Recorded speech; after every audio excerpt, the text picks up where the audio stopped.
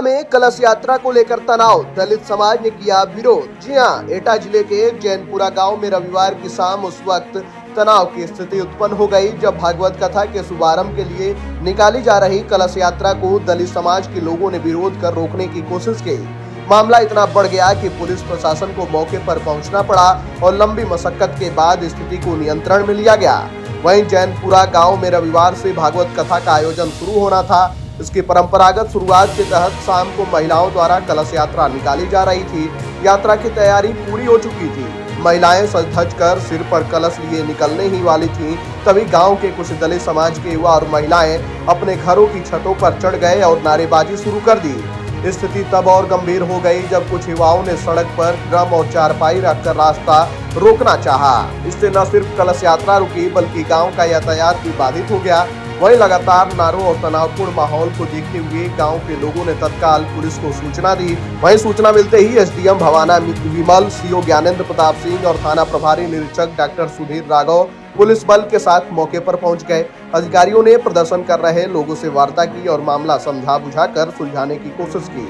काफी देर तक चली बातचीत और पुलिस की सक्रियता के बाद प्रदर्शन कर रहे लोग सड़क से हटे और कड़ी सुरक्षा व्यवस्था के बीच कलश यात्रा निकाली जा सकी। वहीं प्रारंभिक जानकारी के अनुसार दलित समाज के लोगों में नाराजगी इस बात को लेकर थी कि उन्हें हाल ही में अंबेडकर जयंती पर शोभा यात्रा निकालने की अनुमति नहीं दी गई थी। प्रशासन का कहना था कि गांव में पहले कभी ऐसी यात्रा नहीं निकली, इसीलिए अनुमति नहीं दी गई। बावजूद इसके दलित समाज के कुछ लोगों ने शोभा यात्रा निकालने की भी कोशिश की थी, जिसे पुलिस ने मौके पर रोक दिया था। वहीं इसी घटना के विरोध में रविवार को कलश यात्रा का विरोध किया गया। वहीं गांव के युवा जिस तरीके से कलश यात्रा रोकने का प्रयास किए और उसके बाद मामला बिगड़ा। खैर, पुलिस ने आके मामला को संभाला, लेकिन जिस तरीके से इस पूरे यात्रा को रोकने का प्रयास किया गया वो गांव के माहौल को बिगाड़ने वाला था। वहीं थाना प्रभारी निरीक्षक डॉक्टर सुधीर राघव ने बताया कि कुछ लोगों द्वारा यात्रा का विरोध किया गया था, लेकिन कानून व्यवस्था बनाए रखने के लिए मौके पर ही मामला सुलझा लिया गया।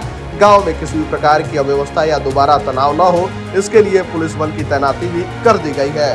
हालांकि अभी गांव का माहौल शांत है, लेकिन ऐसे माहौल से पुलिस को सख्ती से निपटना होगा ताकि गांव का माहौल तनावपूर्ण न हो।